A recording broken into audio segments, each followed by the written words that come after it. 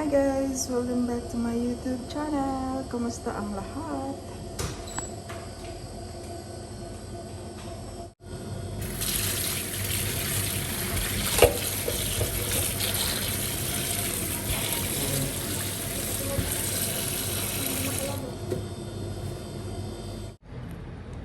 So ayan na guys, ang ganda-ganda naman tingnan ng ano. So lagyan lang natin ng paminta. Ito lang ilalagay ko dito sa aking gulay.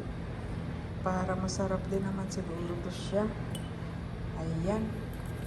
Lagyan natin ng pampalasa guys.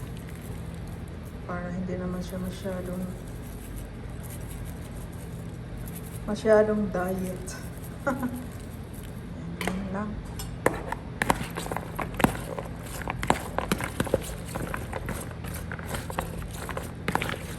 At saka lagyan natin ng asin. Ano lang?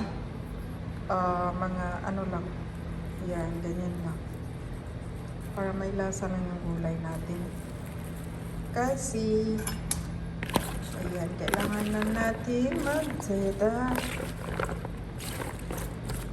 Para hindi masyadong tumaas yung cholesterol natin.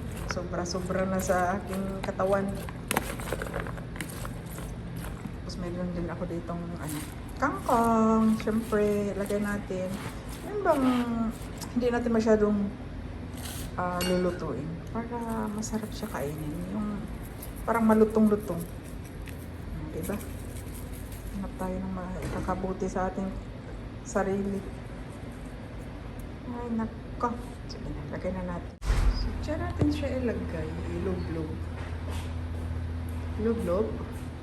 Basta yun na yun.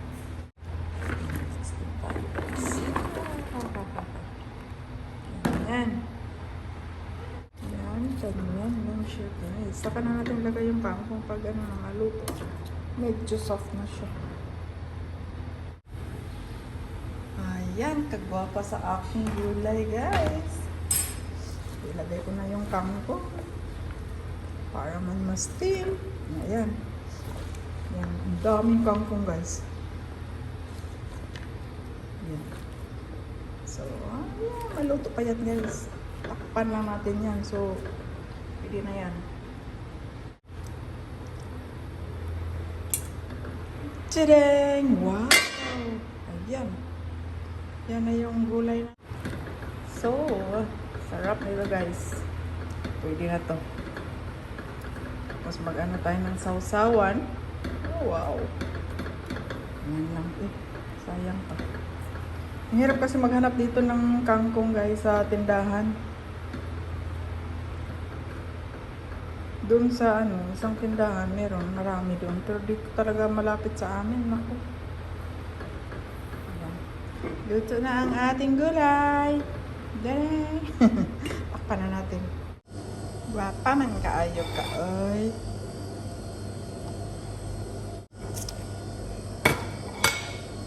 Takpan. Chuk lang. Tuwan ko lang. Tingnan ko lang kung ano mangyari. Okay. Ayan na ang ating gulay guys. Ayan, napakasarap. Let's eat mga guys. Malaglag naman yung mga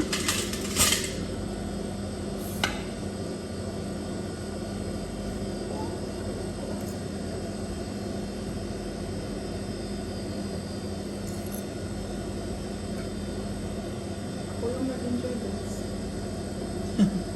Ako lang nag-enjoy sa pinagagawa ko. Nag-enjoy sila ng